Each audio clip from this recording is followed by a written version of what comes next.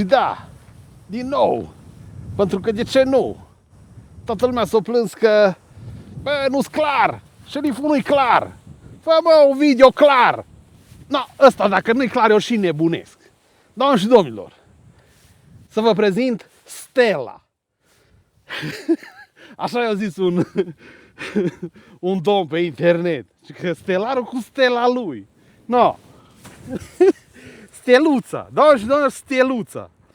Steluța e pregătită de Romaniacs, dar eu nu sunt pregătit, așa că îs la a doua dublă, pentru că m-am pus undeva acolo, dar direct a venit un grup de, nu pot să zic, că după aia intru la bănuieli, și s-a pus aici lângă mine.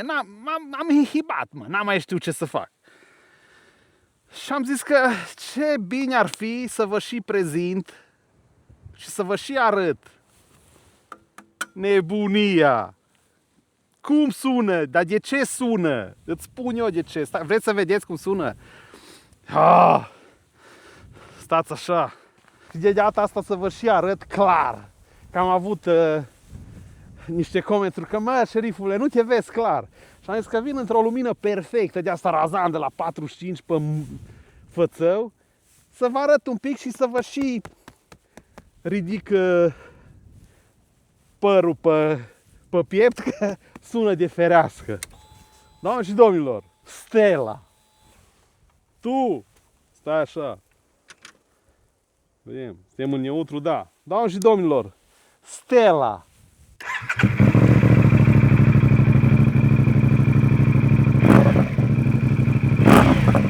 Opa.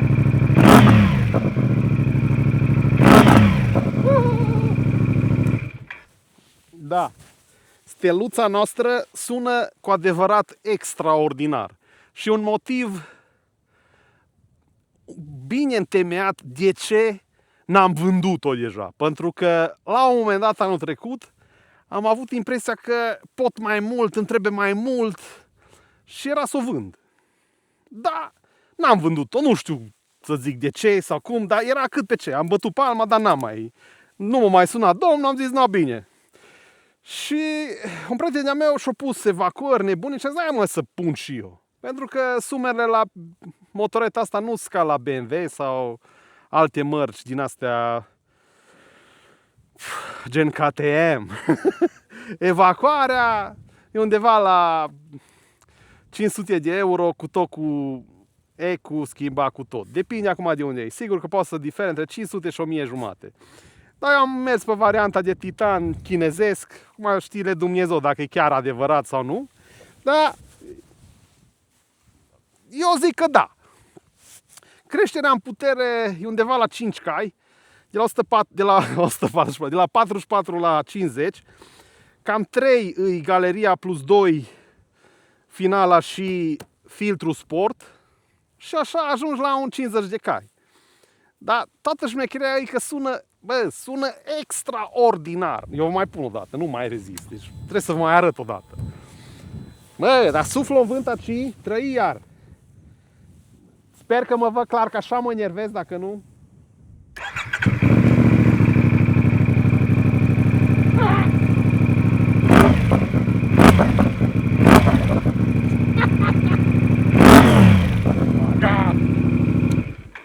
Da, sună cu adevărat extraordinar. 27 de grade, motor, minuni, un mini TNR. Mai și am condus și altele. Am testat, KTM, Yamaha, nu știu ce. Dar sumele erau ori 2 sau ori 3. Și am ajuns la concluzia că eu am nevoie de o motocicletă ieftină, bună, nu să strice chiar direct, dacă o scap să nu coste enorm și să fie ușoară, mă. Da, asta e o variantă cam la mijloc, ce v-am zis. Că nu e nici foarte ușoară, dar am reușit să o reduc la un 180 de kilograme. Și da, dacă tot am zis să refac video ăsta și să-l fac calitativ, vizual, de n-ai văzut așa ceva, am zis, bun, hai să-l fac și să nu mai existe dubii din astea, că dar pe tu nu știi să faci un video, știi. Da, Na, am zis să testez un pic, să văd engagementul la blur cum e.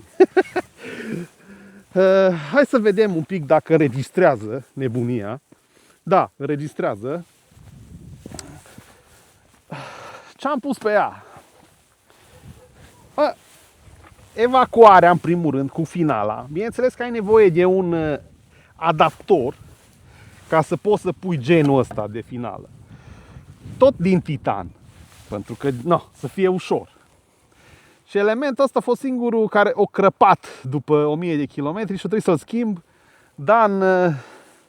Super Dan mi l-a schimbat cu un element din ăsta un material prețios, ci că nu mai crapă în veci, pentru că chinezul e chinez.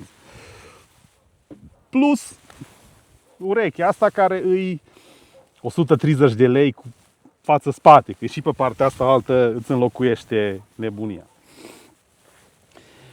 Toată galeria e fără nimic, țeavă goală, cu 3 senzori, 2 în față, 2 după, dar nu-i niciun după, că nu este nimic. Și tot de titan.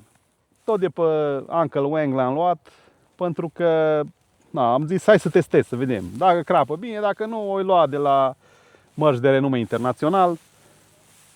Dar se pare că cam, am făcut vreo 800 km cu ea. La 5000 de km am făcut modificările. Până m-am obișnuit un pic și am înțeles ce am nevoie. Că tot așa cum ziceam și în video trecut, îți ia un pic până înțelegi toată schema asta cu off-road. Pentru mine off-road-ul e la început. De anul trecut am 6000 de km cu motocicleta asta. Am început direct cu o motocicletă grea, ceea ce nu recomand la nimeni. Mai bine ți iei ce s-a lansat acum, au lansat ăștia de la CF Moto, un Dual Lite 250 de... Dual Light, auzi, Lite. Dual Light 250 de cc. Și cred că e arhi suficient pentru dealurile astea din jurul Clujului. Am zis să vin la voi îmbrăcat să vă arăt și ținuta de street. Îmi place foarte mult cămașa asta. Vă recomand cu căldură. Cu protecții, cu tot ce ai nevoie.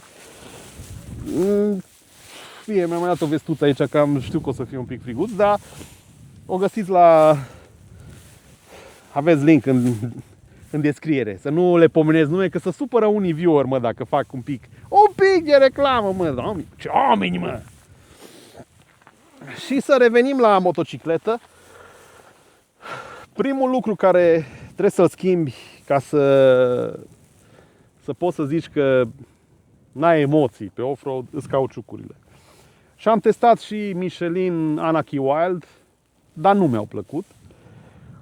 Astea, în schimb, sunt foarte bune și pe drum și pe off-road. Pe drum nu-s bune deloc dacă plouă sau e apă sau doamne, nu te duci tare, trebuie să mergi tip-til, efectiv tip-til. Era să intru într-un autobuz cu toate frânile, din buzunar altă frână n-am găsit. Da,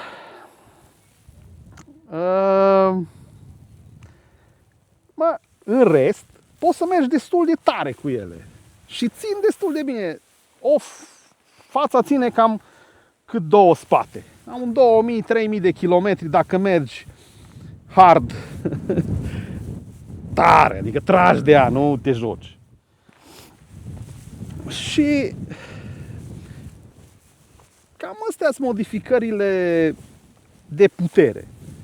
Al doilea lucru și care îl simți instant sunt suspensiile. Eu am optat pentru suspensiile de la TFX, că e un raport calitate-preț destul de bun, cam pentru orice motoretă. Eu le-am prins la un preț foarte bun la ăștia de la Authentic Spirit. Față, spate, nu contează, preț bun. Și instant simți cum motocicleta e mult mai plantată și vă recomand. Dacă ești vrei o motocicletă bună, neapărat trebuie să setezi suspensia. Acum că îi schimbi arcuri, că îi schimbi cu totul, că trebuie să fie pe greutatea ta. Dacă nu e, se comportă foarte ciudat și nu ai control. Eu am descoperit chestia asta după ce am testat suspensiile astea înainte să le achiziționez Și am zis, bă, e nebunie. Dar primul lucru care l-am schimbat, nici n-am făcut 3 km cu ea, e șaua. Pentru că dacă ai 1.84, de la 1.84 în sus, neapărat trebuie să-ți iei. Șaua e o chestie foarte bună la motocicleta asta. Puține șei am testat și de la branduri extra KTM. Bă, deci asta tai de mole, înțelegi? Nu cred că este alt brand care să aibă așa făcută din fabrică. Rally. Și e foarte ieftină, măi, 500 de lei. Păi da, orice altă marcă e cu euro în capăt, nu-i cu ron. Și da, merită, fă-o, dacă ai peste un 84. Dacă nu, nu merită. Eu ce-am mai schimbat și mi s-a părut că e o diferență foarte, foarte mare, e ghidonul plus scărițele astea, care și că ar fi cu 2 cm mai jos. Ghidonul e mai drept. De la One Gripper e mai drept, e mai... te pune în poziția aia corectă, enervantă, instant. Când stai, toată lumea știe poziția, știi, cur afară, cotele în exterior, stai așa, dacă ești viezure de birou, nu ți prea, așa mi-a zis un domn, bă, că tu nu stai cu a pleca, na, bine, zic, las, că mă îndrepta eu. Și, da, modificările astea le-am făcut pe parcurs, nu toate odată. Prima dată i-am dat un pic de putere și după aia, când am văzut că e promoția asta la suspensii, am zis, hai, dă-i, să fie. Și am făcut-o. Și de atunci mi se pare că e foarte echilibrată motocicleta, cel puțin cu mine.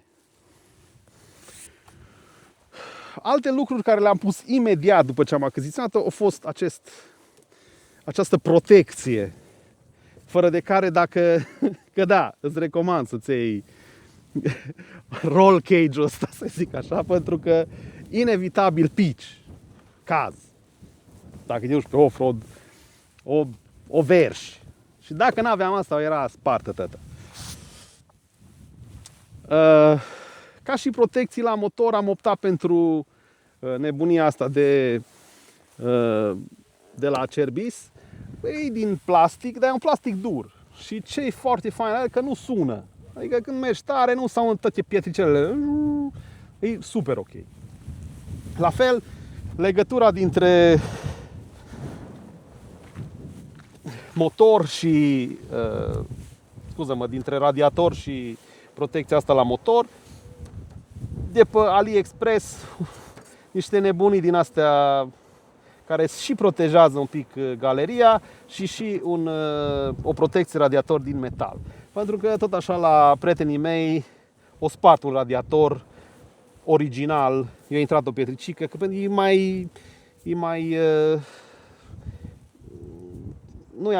nu protejează așa de bine, plus că e din plastic. La fel, protecții la motor, originale CF Moto, protecție la butoiașul de frână, protecții la ghidon. Cei de la Acerbis tot așa fac special dedicat pentru MT, vă recomand. Și da, cea mai tare aripă de pe Mapamond nu se mai fac de astea pe negru, pentru că e singurul MT 450 din țară care are aripa neagră. Pentru că da, am vopsit-o, nu erau pe stoc când mi-am luat, era pe roz. Pe roz nu pot. Na. Și am pus prima dată, am îmbrăcat-o în negru, dar o brâsă ăștia de mine, că cum mă pui scorj negru pe motoretă. Da, după aia un prieten s-a uitat la mine, da mă că ți-o vopsesc eu, bine mă, na. Și mi-a vopsit-o cu acest negru perfect. O să fac niște cadre mai close-up ca să vedeți ce și cum. La ghidon am mai adăugat steering damper-ul ăsta, care e high speed și low speed. Asta ce înseamnă? Când mergi încet, să poți să-l miști repede și când mergi tare să nu poți să-l bruschezi. Și atunci te ajută foarte mult dacă vrei să mergi foarte tare pe drum forestier sau de macadam și nu-ți mai voblează sau nu-ți mai mișcă deloc ghidonul și vi-l recomand cu căldură, tot așa îl găsiți ori pe AliExpress sau pe Uncle Wang. E o copie de la Scott, dar e o copie bună, vă recomand. La fel, dacă mergi pe off-road, ai nevoie de nebuniile astea lipite de rezervor ca să ai o priză foarte bună la picioare. Să stai cum trebuie. Plus, ce-am mai dat jos de pe ea și mi se pare că arată foarte fain, e suportul ăsta de aluminiu, care și ăsta e vreo 3 kg. Ca și concluzie, ca și kilograme, am ajuns la undeva 180 ceva de kg cu plinul făcut, ceea ce eu zic că nu-i rău, nu-i rău. N-am schimbat codița pentru că colegul a schimbat-o și după tură cu noroie, el era plin de noroi și eu nu eram. Așa că nu recomand să schimbați codița pentru că nu-i așa frumos.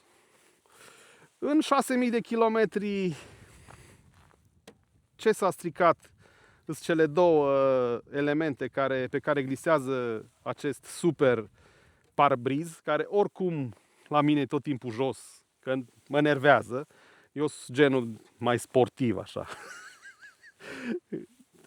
Nu-mi place să văd printr-un parbriz în Dumnezeu. Și atunci am pus 2 cleme și l-am rezolvat, n-am mai stat.